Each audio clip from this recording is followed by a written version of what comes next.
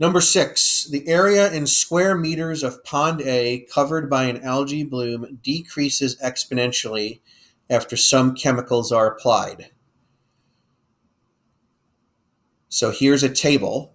A, write the equation for the area covered by the algae per day. So notice it goes from 200 to 100 2 days later. So let's write my equation first. So y equals a times b to the power of x. My initial value for pond A is going to be 200. Okay. My decay factor, it goes from 200 to 100. So 100 divided by 200 is a half. So my decay factor is going to be a half to the power of x. So 200 times a half to the power of x. So this is my equation per 2 days,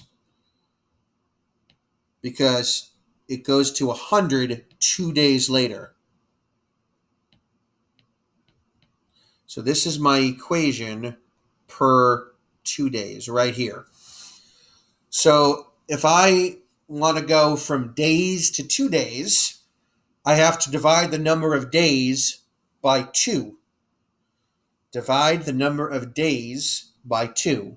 Why 2? Because 1 day is a half of a 2-day period. 2 days is 1 2-day period. 2 divided by 2 is 1. So my equation per day is going to be 200 times a half to the power of d over 2, where now d is days. Okay? If I plugged in 2 days, that would be 1 2-day time period. 4 days, 4 divided by 2 is 2. That would be 2 2-day time periods.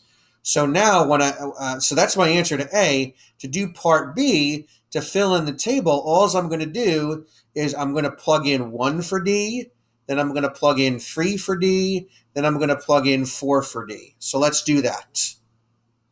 So it's going to be 200 times a half to the power of, we're looking for 1 day, so it's going to be 1 divided by 2. So I'm going to round that to 141. Okay.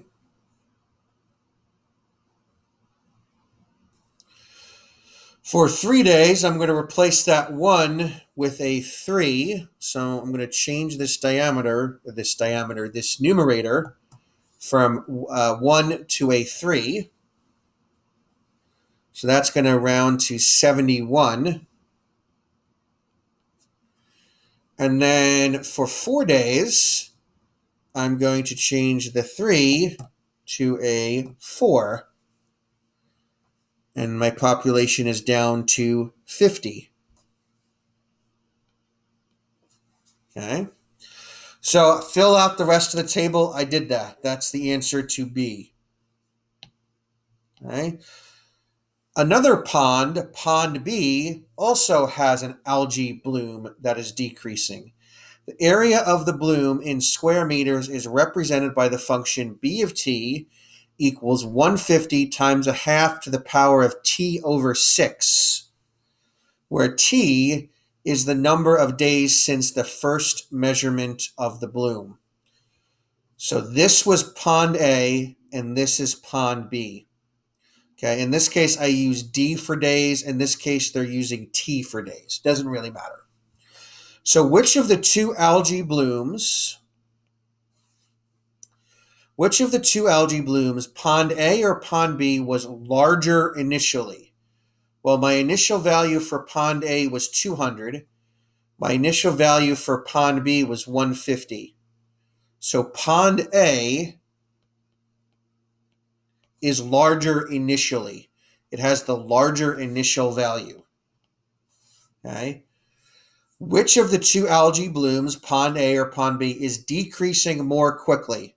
So in this case, the 2 tells me it's decreasing by a half every 2 days. In the case of pond B, it's decreasing by a half every, notice it says T over 6, so it's decreasing by a half every 6 days. So pond A is decreasing by a half every 2 days.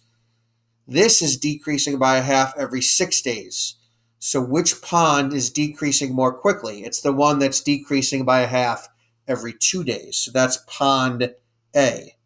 So not only is pond A larger initially, it's also decreasing at a faster rate. It's decreasing by a half every 2 days versus decreasing by a half every 6 days. It's being spread out more. So it turns out C and D are both pond A.